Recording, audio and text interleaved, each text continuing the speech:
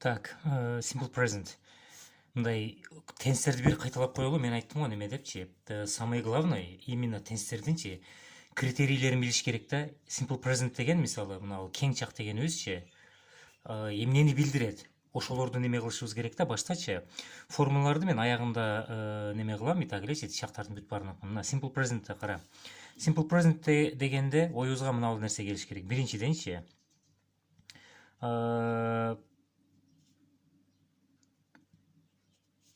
бир нерсенин же болбосо адамдын же болбосо мындай мынтип айталы, заттын, ушул туурараак болот. Кандай, ким,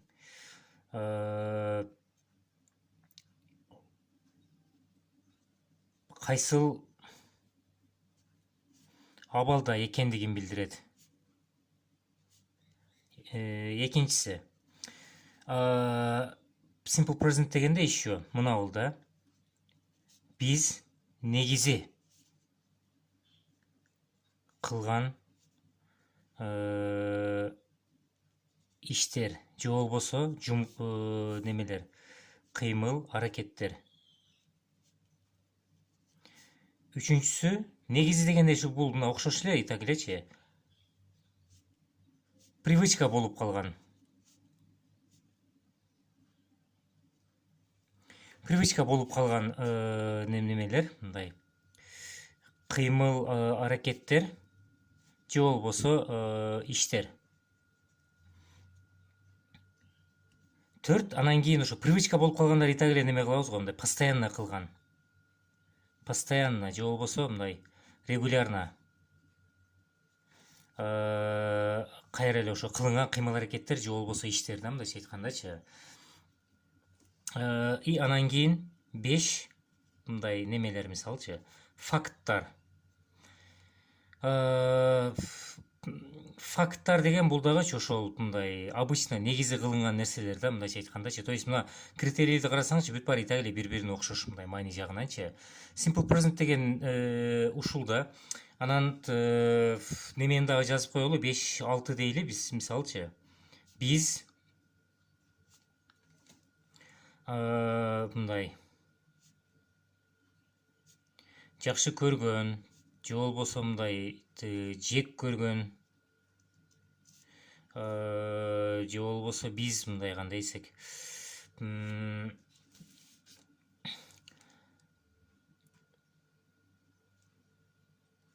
ишенген же болбосо мындай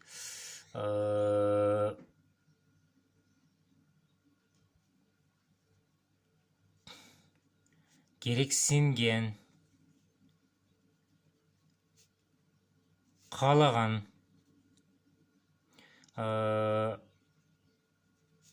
учурларда неме колдонулат да, ишечи немечи, мына simple presentчи, ушул чакчы. Негизи критерийлери ушул да.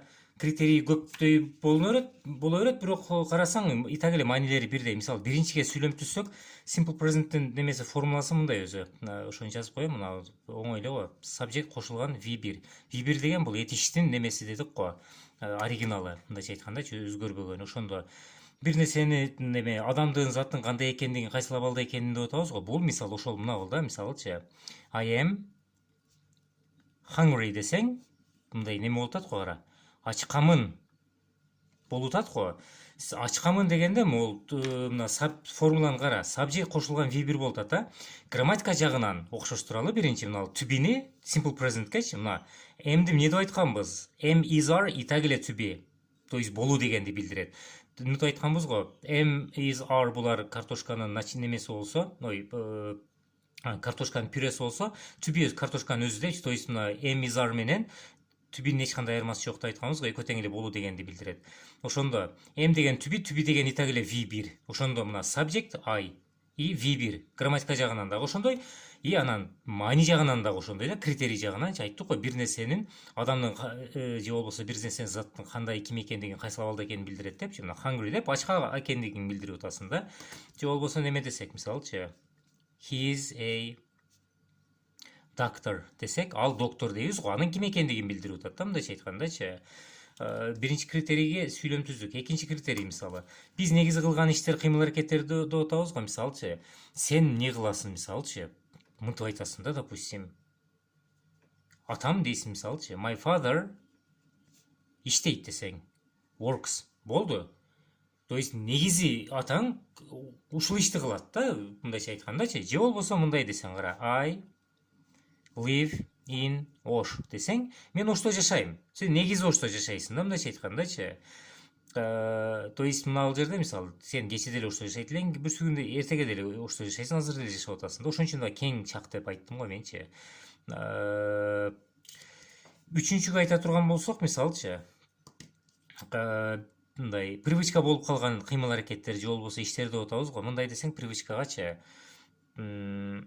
мисалы every day ар күнү деп атабыз. I wake up early десең, wake up деген ойгонуу, early эрте, мен эрте турам деп атасың. Ошондо мына wake up бул бирге V1 болот, этиш мына subject V1. Every day деген жөн эле неме, наречие болот. То есть adverbтор мына everyday adverb го. Бул жердечи everyday бул жерде эки adverb бар. Everyday дагы мына early деген, эрте деген дагычы.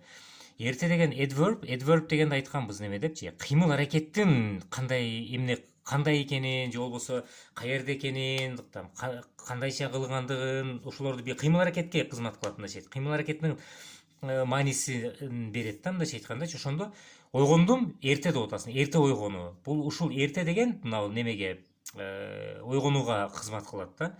Бул verb, бул adverb ошондочу. Ошон үчүн дагы adverb деп аталат. Ошондо үчүнчү критерий, кара, привычка болуп калган деп атасың. Ар күнү эрте неме турасың, ушул привычка болуп калган. Же болбосо мындай десең, кара, мына I smoke десең, мен чегем. Же болбосо мындай десең, кара, I don't smoke десең, чекпейм дейсиң го. Чекпейм десең, неме болуп калат ошондочу. Чегем же чекпейм десең, привычка чындап эле. Төртүнчү критерийге айтсак, мисалы, постоянно, регулярно кылган нерселер деп атабыз. Эми бул окшош эле айта келечи, мисалы,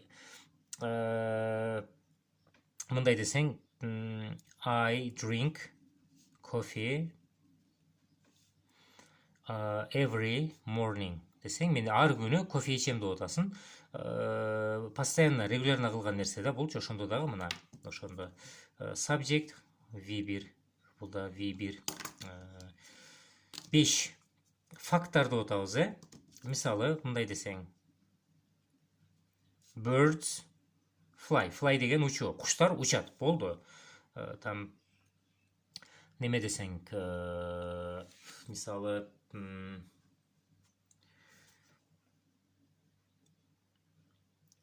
fish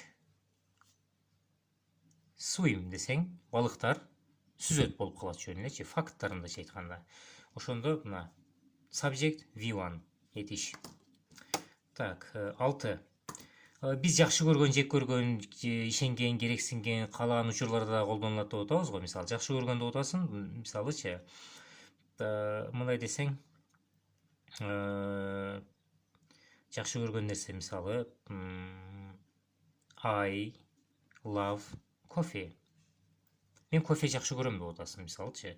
Или жаман көрсөң, мисалычы, I hate неме десең, мисалычы, banana. Мен банан жаман көрөм деп атасың, мисалычы. Неме дедик го, ошо ишенген, керексинген депчи, мисалы, I need, мисалы, мага керек деп атасың, кара. I need негизи, мисалы, негизи керексингенди айталы. Мындай дейли, I дебейчи, ошону people дейли, элдер. People need friends десек, элдерге достор керек болуп калат да. Элдер досторду керексинет, же болбосочу. Же болбосо мына plants need water десең, өсүмдүктөргө суу керек болуп калат да, ошондочу, суу керексинет болуп калат. Каалаган нерселер деп атабыз ошондочу. Неме десең, мисалычы, I want a new car десең, мен жаңы машина каалайм болуп калат да, мындайча айткандачы. Simple present ушул. Эме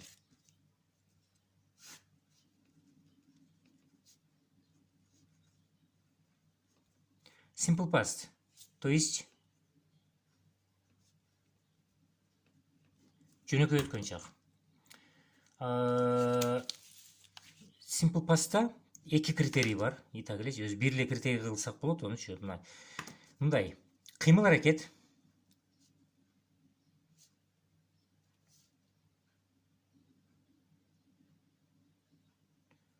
өткөн чакта белгилүү убакта болот. Же болбосо жасалат, мындайча айткандачы. Эки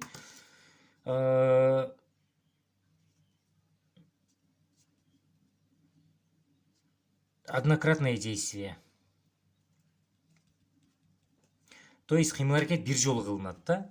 Ошон үчүн ушуну билсең эле болду. То есть simple past так эле оңой, ушуну эле билсеңчи. Бул ошол неме да. Эшикти жаптыңбы десең, мисалчы, эшикти жаап койдуңбу десеңчи, бул жерде сен кыймыл аракеттин качан экендигин билдирген неме айтпай атасың. Сенчи сөзчү мисалы 1 саат мурун же кече жаптыңбы депчи. Кече деп колдонсоң дагы болот, эгер ошондой колдонуш керек болуп калсачы. Но сен итак элечи бирөөгө эш жаап койдуңбу десең, неме болот да. Сен итак элечи аз мындай недавно кылынган нерсени айтып атасың да. Итак эле примерно эшикти жапкан болсо качан жапканын билесиң да сенчи. Кыймыл аракеттин качан кылынгандыгын билесиң. Ошол simple past болот да. Ошондо мисалычы мындай десең, мындай деп сүйлөмтүсөң, мисалчы I played chess yesterday. Кече мен шахмат ойнодум деп атасың. Ошондо simple past'ta немеден айырмаланып V2 колдонобуз ар дайым. V2-ни итак эле бир гана simple past'ta колдонобуз деп айтканбыз. I played chess yesterday десең, кече мен шахмат ойнодум болот да, именно ойнодум. Бул жерде эмне үчүн simple past'ты колдонтабыз? Себеби сен кече деп атасың. Кыймыл аракет качан бүткөнү болгону белгилүү убакта. Экинчиси, шахматты ойнойсуң болду да, бүтөт да, мындайча айткандачы. Кыймыл аракет бир жолу эле жасалат, мындайча айткандачы. То есть эки жолу шахмат ойногон болсоң деле все равно бир кыймыл аракет болуп атпайбы негизичи. Ушул. Же болбосо жардамчы сөз did го бул жердечи. Мынтип айтасың да ошондочу. Did you smoke? Десең, мисалчы, неме болуп калат да. Чектиңби деген болуп калат да. То есть бирөө неме сигарет чытанып келсе, чектиңби деп айтсаңчы, неме десең. Же болбосо чектиңби десең, анда мындай деп айтабыз. You smoked десең дагы болот да. Чектиңби десеңчи, мынабуда чектиңби, буда чектиңби десең. Ошо бирөө сигарет чытанып келсечи, значит недавно чеккен болот. То есть белгилүү бир убакта да, примерно белгилүү убакта. Ошондо simple past'ты колдоносуң ушул жерде дагычы. Неме десең, мисалчы, еще дагы бир пример берип коелу.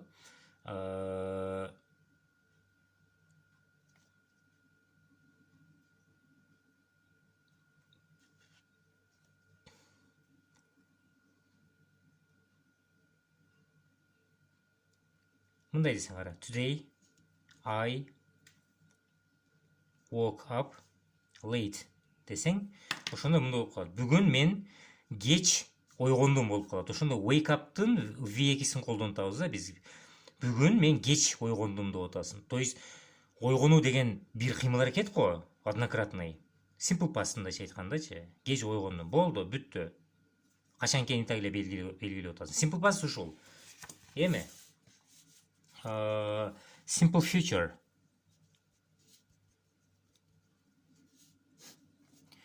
Simple future бул жөнөкөй келечек.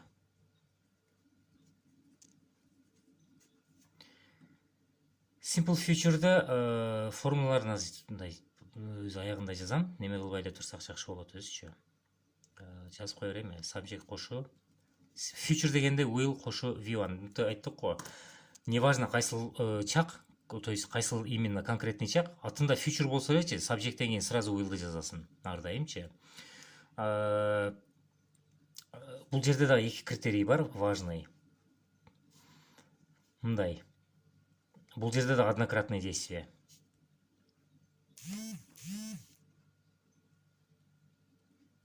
То есть кыймыл аракет бир жолу кылынат да. И экинчиси белгилүү убакта келечекте. Негизи мындай белгилүү убакта деп атабыз го, бул мындай 90 деп коеюн, 90% учурда да ар дайым эле белгилүү убакта боло бербейт, но примерно белгилүү болот мындайча айткандачы негизичи. Simple past ушундай. Эми мисалы пример бере турган болсокчу, мындай десең: I will call you tomorrow десек, мен сага эртеге чалам болуп калат да. Ошондойчу кара, мына белгилүү убакта деп атабыз tomorrow. Мен сага чалам деп атабыз, ошондо мына I will call you деп атабыз го. Бул именно мындай позвоню болот да. Эмне деп айтканмын менчи? Will өзүчө модальный глагол да. Өзүнүн мааниси жок. Will'дын бир гана иши өзүнөн кийинки этишти келер жака буруп коет. Звонить дегенге позвоню деп буруп коет да. Will өзү которулбайт. I will call tomorrow десең, эртеге мен чалам болуп калат. Бир жолу чаласың да сенчи, мындайча айтканда. Кыймыл аракет бир эле жолу кылынат. Simple future'дун немеси ушул. Критерийчи.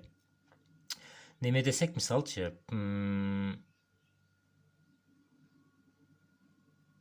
көбүнчө айта келечи, мына байкасаңчы, simple future'да сүйлөм түзүп атканда биз айта келечи, кыймыл аракеттин кайсыл убакта болоорун белгилеп айтабыз. Ошону эртеге чалам деп атабыз го, мисалчы. Или неме десекчи,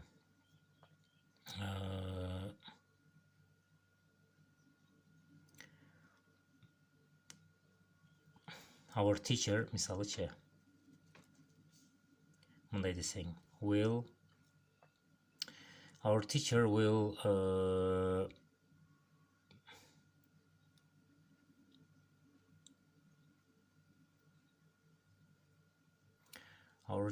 will неме десең, мисалчы, buy us books.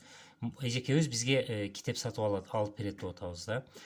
Сен бул жердечи, мына will дегенди мынантип түшүнүш керек да. Will өзүчө ниет просточу. Сен will'ды колдонгонуңда, мына simple future'дачы, will дегенде сен просто ниетти айтып атасың. Мындайча айткандачы, кылам депчи бир нерсеничи, кылам деп ниеттенип атасың да. Ошон үчүн дагы мындай will дегенде эч качан бир нерсени сен гарантия бербеген болосуң айтсаңчы. Просто ошондой ниетиң бар экендигин билдирген болосуң. Сен бирөөгө I will call you десең, мисалчы. Ошон үчүн неме деп айтканбыз го, мисалы, мына I will kill you менен I am going to kill you'нун разницасын неме дегенбиз го. I will kill you десеңчи, жөн эле мынтип неме болуп калат да. Өлтүрөм болуп калат. А болбосо мындай болуп калат. Сени өлтүргөнү жатам болуп калат да. Өлтүргөн атам деген мындайча айткандачы. I'm going to kill you дей турган болсо, бул жерде неме билебиз да бизчи. Планды, то есть сени өлтүрүүгө план түзүп койгонун билебиз. Кантип, каерде же болбосочу. I will kill you десе биз просто өлтүрөм деп мындай немесин гана түшүнөбүз. Ошондой ниети болгонун гана түшүнөбүз да. Ошон үчүн дагы simple future'дычы неме деп дагы айтылат. Мына 3 деп жазып коелу эле, мындай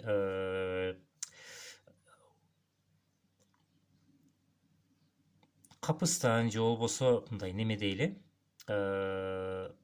бат, капыстан же болбосо бат кабыл алынган чечимдер. Себеби бат кабыл алынган чечимдерде сен неме кылбайсың да, көбүнчөчү план болбойт да, сразу эле. Мисалы бирөө сага чалып туруп азырчы, кечине чалып коесуң, хорошо чалам дейсиң го, мисалычы. Вот ошондо чалам дегенде сен ниетиң айтып атасың чалам дегенчи, план жок да бул жердечи. Сен план үчүн ойлонушуң керек бир азчы. Расписанияңа караш керек, ошондой да. Simple future негизи ушул. Мына going to деген бул өз going to ар дайым бирге жүрөт дегенбиз фраза булчу.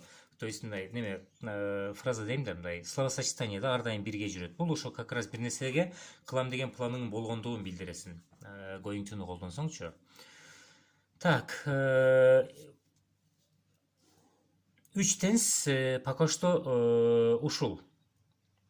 Критерийлер кара, оңой. Мен өткөндө баягы немеде коллежде муну мен бүгүн эсес тогушка барганда неме кылам го, жолугабыз го. Ошону үчүн неме кылып берем, айтып берем. Так, немелер ушулар. simple present, simple future, simple pasttар ушулар.